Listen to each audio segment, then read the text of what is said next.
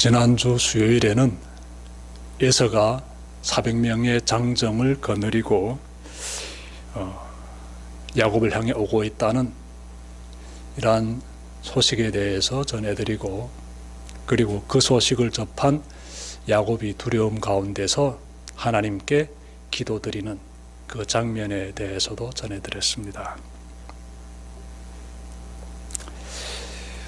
오늘은요, 이어지는 내용에 대해서 전해드리겠습니다. 야곱은 지금까지 하나님의 도우심으로 생명도 보존하고 아내들과 그리고 자녀들과 그리고 많은 소유도 얻게 되었는데, 이 모든 것들을 잃을 위기에 처해 있습니다. 그는 이 문제를 가지고 하나님께 기도를 드렸지만 응답받지 못했습니다. 하나님은 얼마 전에 야곱에게 내 족속에게로 돌아가라, 내가 내게 은혜를 베풀어 주겠다라고 약속하셨는데, 형의 손에서 구해달라는 그 간절한 야곱의 기도에는 응답해 주지 않고 있습니다.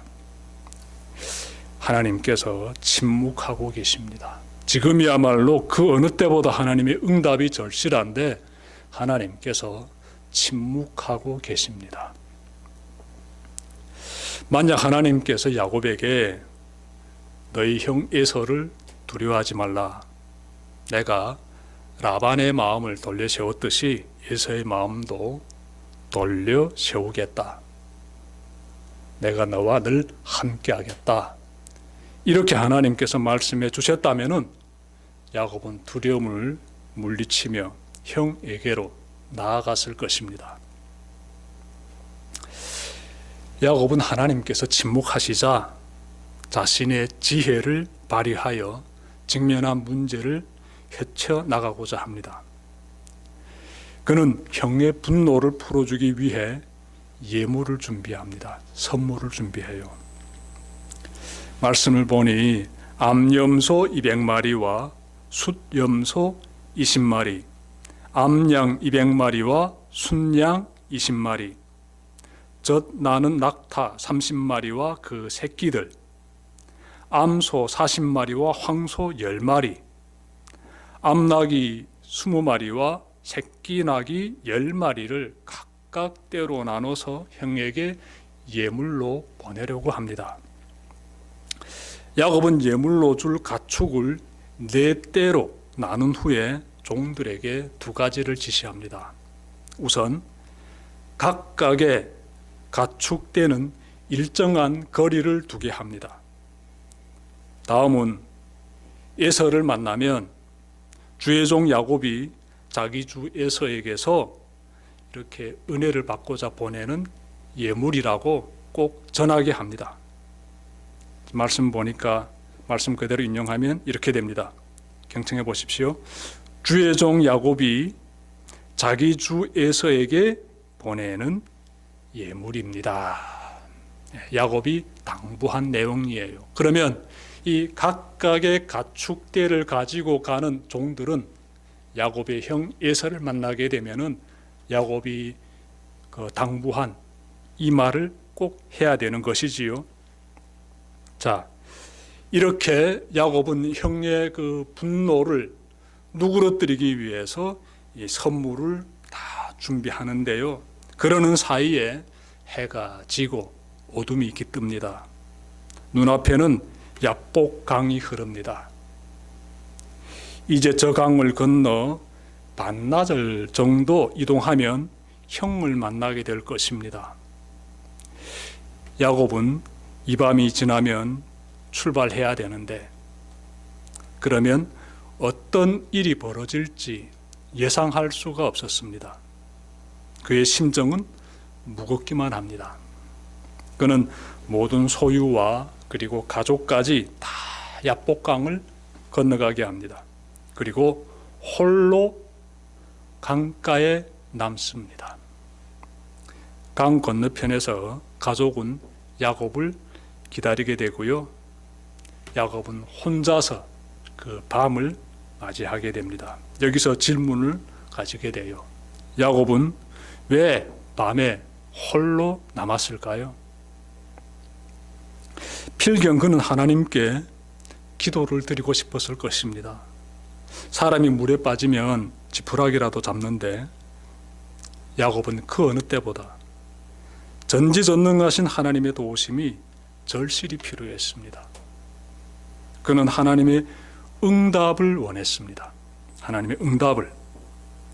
여기서 우리가 놓치지 말아야 할 점은요, 시간이에요. 시간. 지금은요, 어둠이 깃든 밤이에요. 야곱이 밤에 홀로 남았다는 것은 의미하는 바가 있습니다.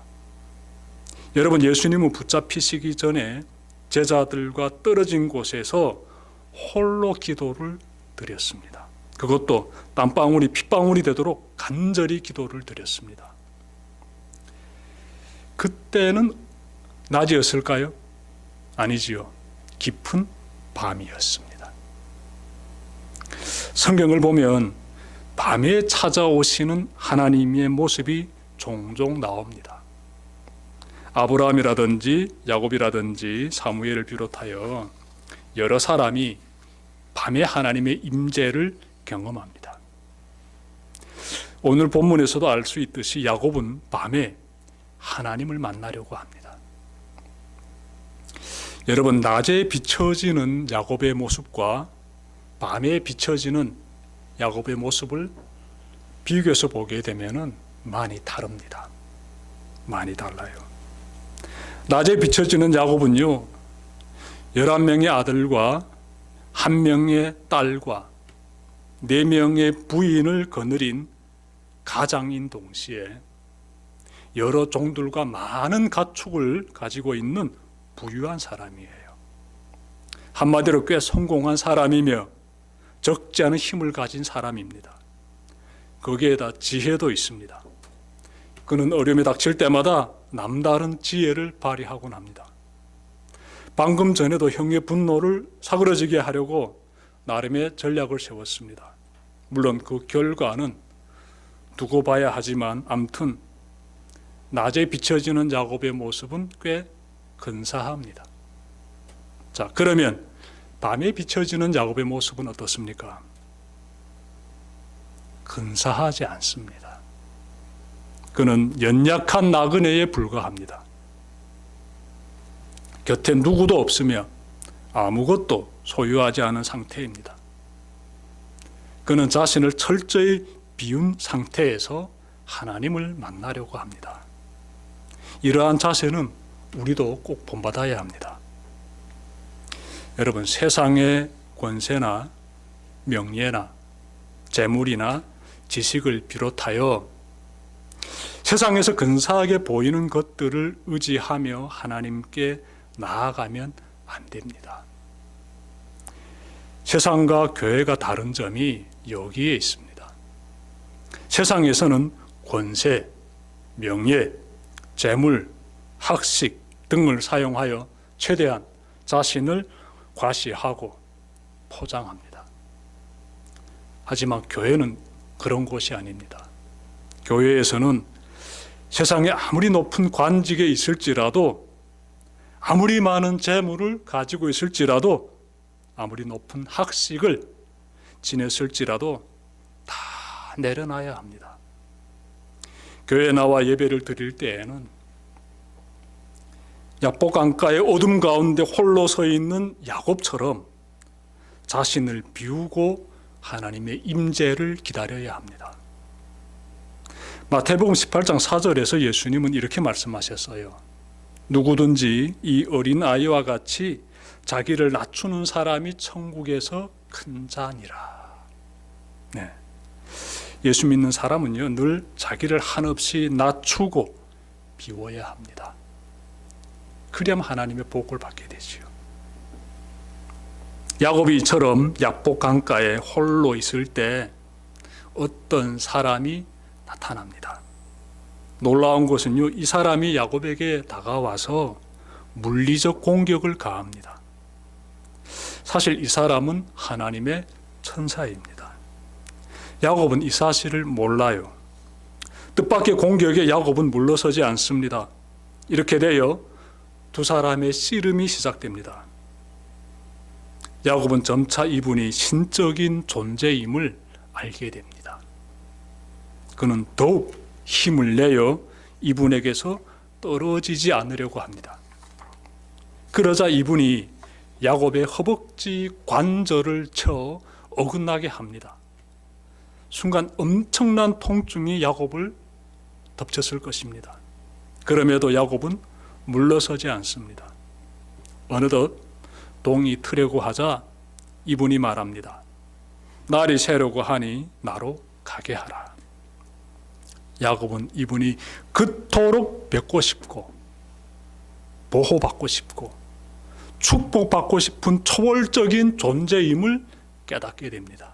그래서 이렇게 말해요. 당신이 내게 축복하지 아니하면 가게 하지 않겠습니다. 그러자 이분이요, 내 이름이 무엇이냐 묻습니다. 야곱입니다 라고 답변하자 내 이름을 다시는 야곱이라 부를 것이 아니요 이스라엘이라 부를 것이니 이는 내가 하나님과 및 사람들과 겨루어 이겼습니다. 여러분, 이스라엘이란 이름 속에는요, 이 원어를 그대로 이렇게 해석하면 하나님의 힘을 얻어 강하게 된 자라는 의미가 담겨 있습니다. 이제 야곱은 형의 뒷다리나 잡고 형의 것을 가로채는 야비하고 거짓된 인생이 아닌 하나님의 힘으로, 그리고 하나님의 능력으로, 하나님의 도우심으로 새 출발을 시작하게 됩니다. 그는 밤새도록 자기가 씨름한 분이 다름 아닌 하나님이심을 깨닫게 돼요. 야곱은 그곳 이름을 브니엘이라고 짓습니다. 자신이 하나님의 얼굴을 비웠기 때문에 그곳 이름을 브니엘이라고 짓는 것입니다. 그는 그토록 원했던 하나님의 임재를 그 야복 강가의 그 깊은 밤에 경험하게 됩니다. 여러분, 한국의 대표적인 지성인이었던 초대 문화부 장관을 지냈던 고 이어령 교수님의 이야기 잠깐 전하고 싶습니다. 이분은 하나님을 믿지 않는 무신론자였습니다. 이분에게는 딸이 있었는데 암 투병하고 있었습니다. 암으로 앓고 있었습니다. 그런데 하루는 하와이에서 살고 있는 그 딸이 실명될 위기에 처했다는 소식을 듣게 됩니다. 황급히 하와이로 달려간 그는 딸의 상태가 심각함을 알게 됩니다. 수술로도 안 되고 치료할 약도 없다는 것을 접하게 됩니다. 그러던 어느 날 그는 딸과 함께 원주민들이 모이는 작은 교회에서 예배를 드리게 돼요. 딸이 가자고 하니까 마지못해 따라 나선 것이지요. 그곳에 모인 사람들은 서로 손을 잡고 찬송을 부르며 그리고 서로를 위해서 엎드려 간절히 기도도 드렸습니다. 이어령 교수님도 그때 그들처럼 무릎을 꿇고 하나님께 기도를 드렸습니다.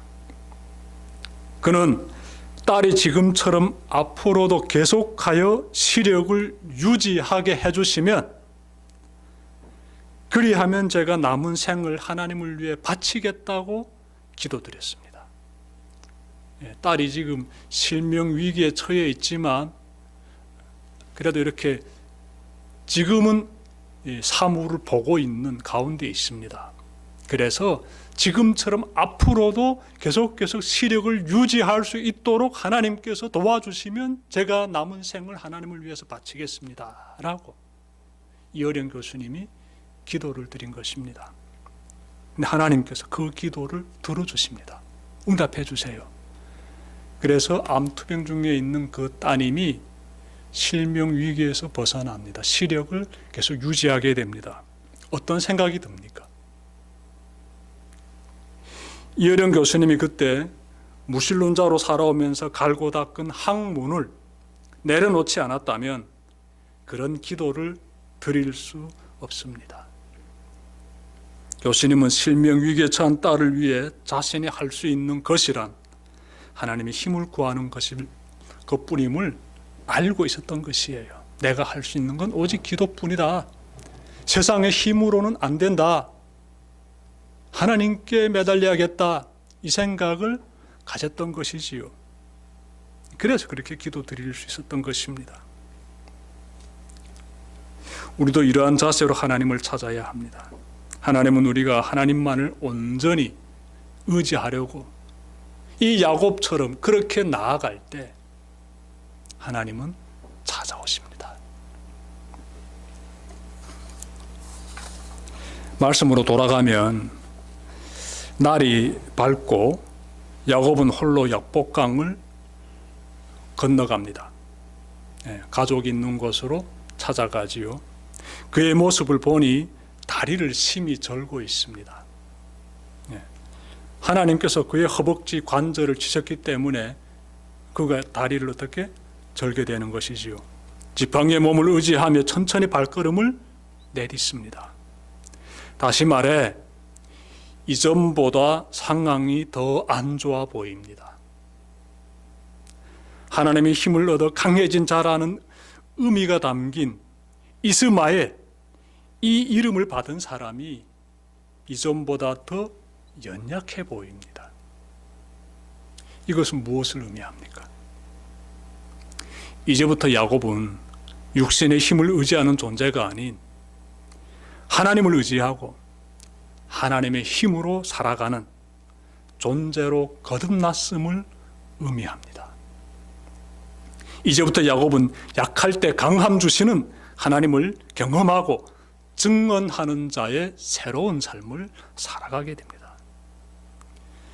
야곱은 온 가족과 가축을 이끌고 형을 향해 나아갑니다. 한편 형 에서는요, 야곱이 보내는 예물들을 차례차례 받게 됩니다. 그때마다 주의 종 야곱이 자기 주 에서에게 보내는 예물입니다 라는 말을 거듭하여 듣습니다. 그리고 드디어 지팡이에 몸을 기댄 채 다리를 심히 절며 허리를 땅에 7번이나 연신 굽히며 다가오는 동생을 보게 됩니다. 당시에서는 낙타 위에 앉아 있었을 것입니다. 초라한 동생을 내려다보는 에서의 눈에 눈물이 고입니다. 그는 동생을 품에 안습니다. 두 형제는 서로 목을 끌어안고 목 놓아 웁니다. 에서는 동생을 용서해 줍니다. 동생은 형의 자비로움에 감격하여 참회의 눈물을 쏟습니다. 세월이 흘러도 해결이 안 되던 형제 간의 불화가 하나님에 의해서 싹 사라집니다. 야곱은 형의 얼굴에서 하나님의 형상을 발견합니다. 그래서 이렇게 말해요. 내가 형님의 얼굴을 배운즉 하나님의 얼굴을 본 것 같습니다 라고 말합니다.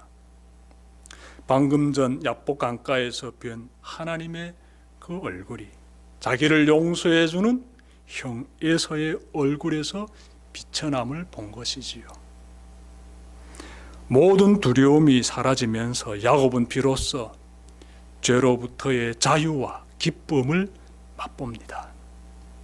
자신과 가족의 생명과 그리고 모든 소유까지 지켜주시는 하나님, 죽을 위기에 처한 약한 자를 지켜주시는 강하신 하나님을 경험합니다. 야곱은 필경 이것이 하나님의 축복임을 깊이 깨달았을 것입니다. 하나님과 동행하는 삶이 인생의 가장 큰 축복임을 그때 뼈저리게 깊이 깨달았을 것입니다. 여러분, 야곱처럼 하나님을 전적으로 의지하는 삶, 하나님의 말씀에 순종하며 하나님과 동행하는 삶에 무엇이 있을까요? 생명이 있습니다. 생명. 그리고 풍요로움도 있어요. 그리고 행복도 있고 평화도 있습니다.